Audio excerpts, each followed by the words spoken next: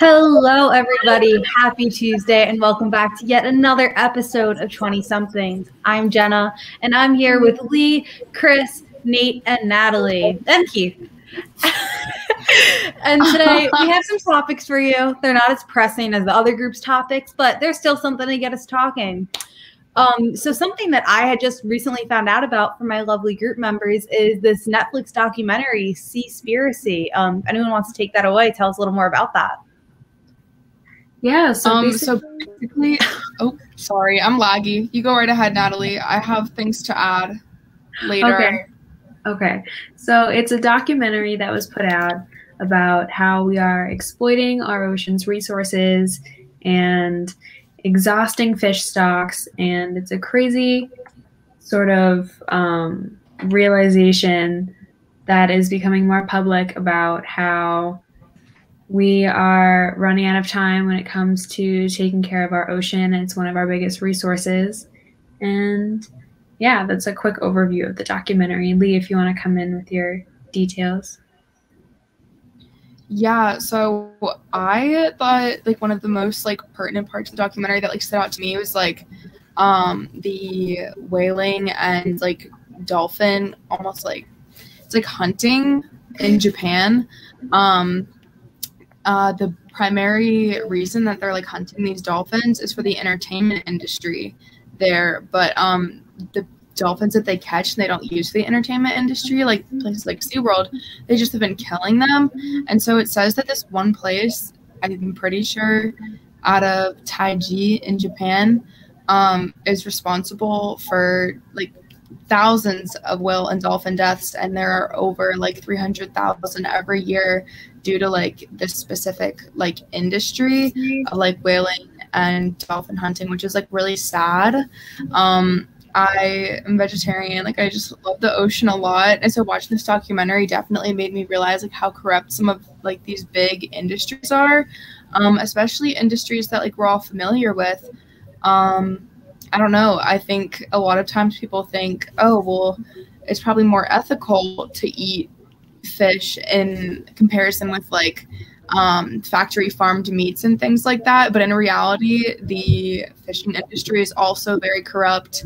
And a lot of these big fish companies are responsible for like severely diminishing like large populations of fish in the ocean. I think like this specific kind of tuna, I think it's blue Pacific tuna, has gone into almost extinction. There's only like 3% left, and they try to like stay closer to like lower parts of the ocean so they don't get like overfished. But it's just crazy. This documentary airs kind of all of that. That's a really good point you made about like you being vegetarians. I know a lot of vegetarians who they'll eat fish, but they won't eat meat. And it's one thing that's for like religious or like health reasons, but like it really opens your eyes to see that these like fish are not being like found humanely or anything like that. It's kind of sometimes even worse than like the meat industry. And I didn't really know about that until like this documentary. Yeah, one of the industries that's bad is shark hunting too. They'll hunt the sharks and then cut off the fins, and they'll literally just make it into soup.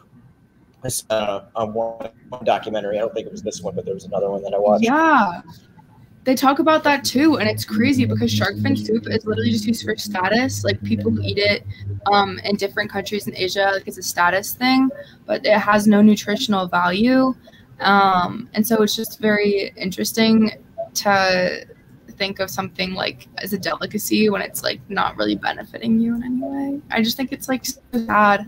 So I would definitely encourage people to watch this documentary. But people do anything for money and status, and it's really eye-opening to see that. Yeah, I think it's really incredible how much capitalism can take over our lives, because when you think about how big the ocean is and how much of the world it covers, it gets hit the hardest with ecological degradation when you're talking about especially climate change. And that is our world's biggest resource.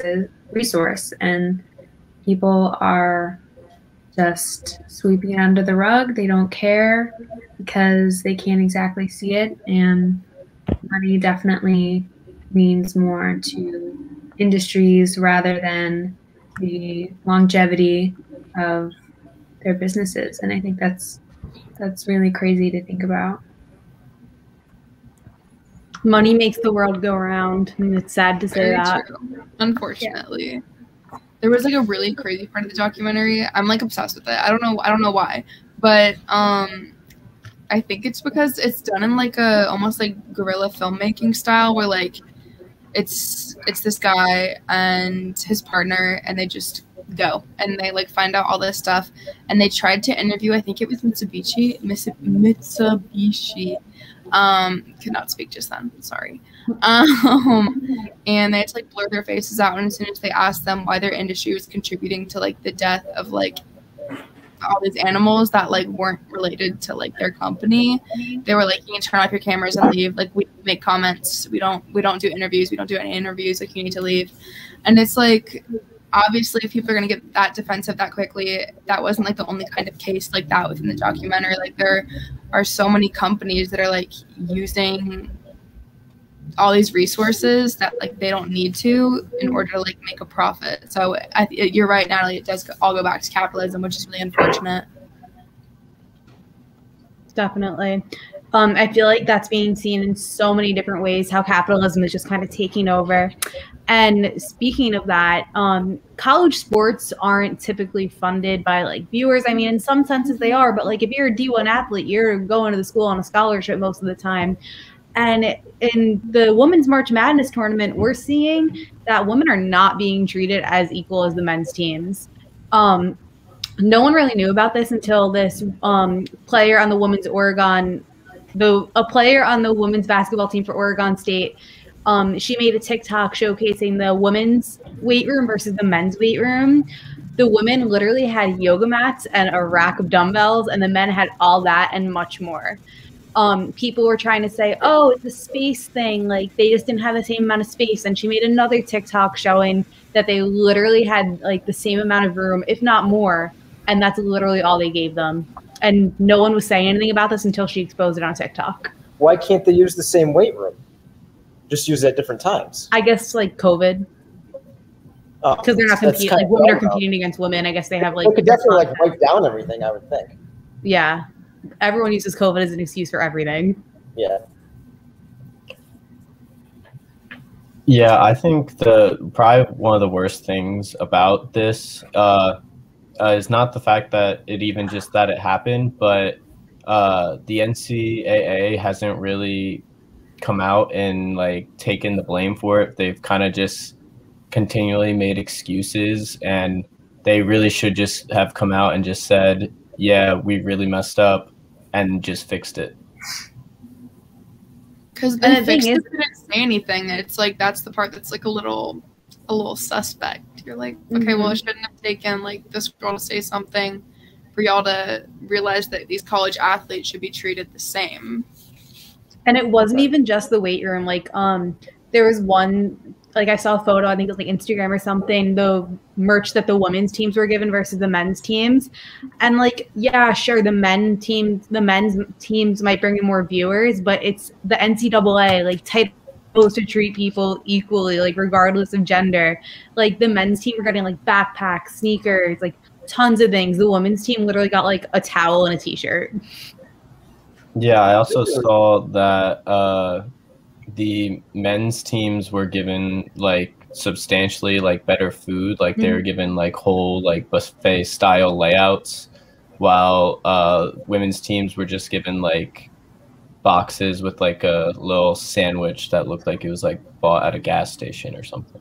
Yeah, women's team looked like they were living in like the URI quarantine from the food they were getting. They were just getting like trays of like nasty looking food. Like, these are college athletes. It's not like a little girl riding her bicycle down the street. She needs a lot of energy. Like, they're competing for like a big title. They all need to be able to work, train their muscles as they normally do. A dumbbell isn't going to allow them to do that, and they need to be nourished. I think the worst part of this whole scandal or trend is the underlying sexism. They are disregarding these athletes because they're female. They are not putting as much effort into taking care of them nutritionally when it comes to access to equipment and stuff like that. And when you think about how far society has come in terms of gender equality, this just highlights so many of the areas where we still need work and progress needs to be done.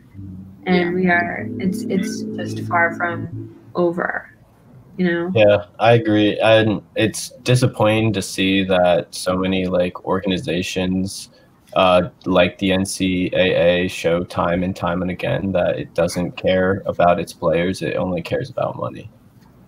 They should really take a stand and maybe like boycott some of the games, because then the NCAA will lose money. That's a big part of their revenue, and that's the only way that change will happen, probably. And it's sad to see that the NCAA is so like money oriented, because a huge thing for college athletes is like you cannot have a sponsorship from anyone. If you're like a D1 athlete, you cannot post certain things on social media. You're literally like their employee, and they treat them like this. It's ridiculous. And they don't get paid. Exactly. Well, I mean, they get free college, so that's a different story. Conference. Oh, sorry, I think I'm laggy. Am I laggy now? No, you're good. Sorry.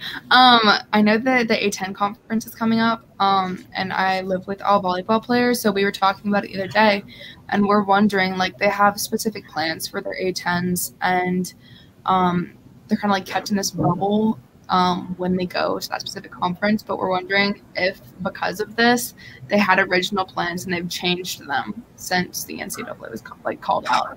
So we're just wondering like what other kind of like college conferences and like companies and things like that are changing because of this, not out of the goodness of their hearts, because they also fear being called out now, you know? Yeah, no one wants to make change until they're called out, and it was proven with that. Like, no, I guess people were posting things beforehand, but until that TikTok blew up, like, they did not make any changes whatsoever. And then suddenly, overnight, they gave them a full weight room. Like, where did you manage to pull that many weights from? Clearly, like, you have the resources. Exactly. Yeah, that's another huge part of the problem. It's not that they weren't able to give them the equal opportunity. They had all the resources, they had all the equipment. It was what they wanted to offer and what they saw fit for these athletes. And I think underestimating them like that and underestimating what they need is disgusting, especially to see how quickly they changed their tune and readjusted the accommodations. It's exactly. It all definitely boils down to underlying sexism. People try to claim that, oh, the women's teams aren't bringing in as much, period. Put some respect on women's sports. They're trying to claim that the women's teams don't bring in as much viewers or revenue, but that's because no one respects women's sports. They think it's a game, because it's not. But it's because we're women, and women belong in the kitchen. Ouch. So no, I like to see those women on a basketball court. Yes, absolutely. Speaking of kitchens, these transitions are awful. Who likes Cinnamon Toast Crunch? Not anymore. It's I.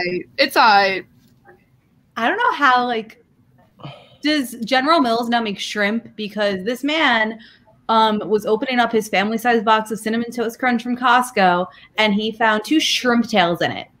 That's the picture. Those are clearly shrimp tails. It's kind of cropped, but it was in the bottom of the picture on the right too. And there's also like a string. It's like either string or dental floss, something. So he posted these pictures on Twitter, and he like added General Mills, and they were like, "Oh, just send us a DM and we'll see about that." And he kept blowing it up because they wanted him to send the whole box. And he was like, no, like, you're not taking this. You're just going to throw it out. And they were trying to say that it's clumps of brown sugar or cinnamon sugar, but those were clearly shrimp tails. And yes, maybe he did put them in there. But, like, why would they do that? And apparently, a few years ago, there was another claim, like something similar regarding shrimp and something that General Mills made. I didn't know that they had a shellfish line all of a sudden, but I don't know. It's that Seaspiracy stuff we were talking about. Mm-hmm. It's bycatch from the cinnamon. When they go cinnamon fishing, obviously they're bringing in lots of shrimp bycatch. Disgusting. if you're gonna buy a product, I feel like you, as a consumer, so I will no longer be purchased. I don't purchase Cinnamon Toast Crunch a lot, but I'm gonna stick with my Fruit Loops, and we'll just hang out over here. Personally, like, it's not only the fact that it's something gross. It's like, how did it get in there? Was someone eating their lunch over the production line and it just popped in there? Listen to this. So, he found multiple things in there, like a piece of string and like a pea that was like covered in sugar. So they think that it was a rat infestation, and that rats were going through the production line and just throwing things in there and then pooping in the cereal. That's what because I also saw that he posted pictures. There were little black marks on the like actual pieces of cereal. So he brought them to a private lab to get tested to see what it was. I don't know if the test results ever came back, but like besides if it is a rat infestation, that's absolutely disgusting. I don't want to eat any General Mills products, but what if someone has shellfish allergy? Like, you wouldn't think that your cereal would be cross-contaminated with shellfish. Like, exactly. That's a huge safety hazard. Amanda says there was apparently rat poop and other random objects in the bags. There was speculation that a rat had gotten in the bag and made its home in there. That's gross. Y'all don't like rat droppings in your cereal? Crazy. I mean, extra protein. Delish. I think it's a bit different than when you get ziti mixed in with your spaghetti. Yeah, it's like when you I add sugar to remember your pasta sauce. Little extra surprise. I remember when it happened. I saw it on Twitter and I thought it was very funny. And I kept going on Twitter throughout the day to follow it. And but the one thing that like really stuck out to me was how terribly General Mills handled it. And like it seemed like they're just trying to like sweep it under the rug, and they didn't actually care. And they tried to cover it up because they knew it was not sugar. That does not. And they were just like not responding to him. They were like, "Oh, we'll have FedEx come pick it up," but like then they never responded to him. Like when he like tried to give him his address or something. And then once it started to gain traction on Twitter, that's when they released a statement, and that's when they went to him and said, "Listen, we're going to need you to send this box back so we can make sure that this doesn't happen again." And he's like, "No, I'm not sending you a box. You tried to tell me this was sugar." Yeah, like you're clearly just going to try to give me my $5 back that I spent on the box of cereal and call it a day. I think something that's really funny that came out of this is the guy who posted this is actually married to the actress who played Topanga in Boy Meets World, which is just kind of like a weird fun fact. Like, maybe that's why he already had the following on Twitter that made it gain so much traction. But like, I don't know. I'm a big Boy Meets World fan. I think that's kind of cool. Me too. I binged this shrimp meat cereal. Shrimp meets cereal, Boy Meets World, C meets capitalism, and what else? That's kind of all there was. NCAA meets sexism, but that's not new. That's kind of always been there, sadly. Well, that's about it for today, folks. Thank you for joining us. This is The Crew. Have a great rest of your week. Bye.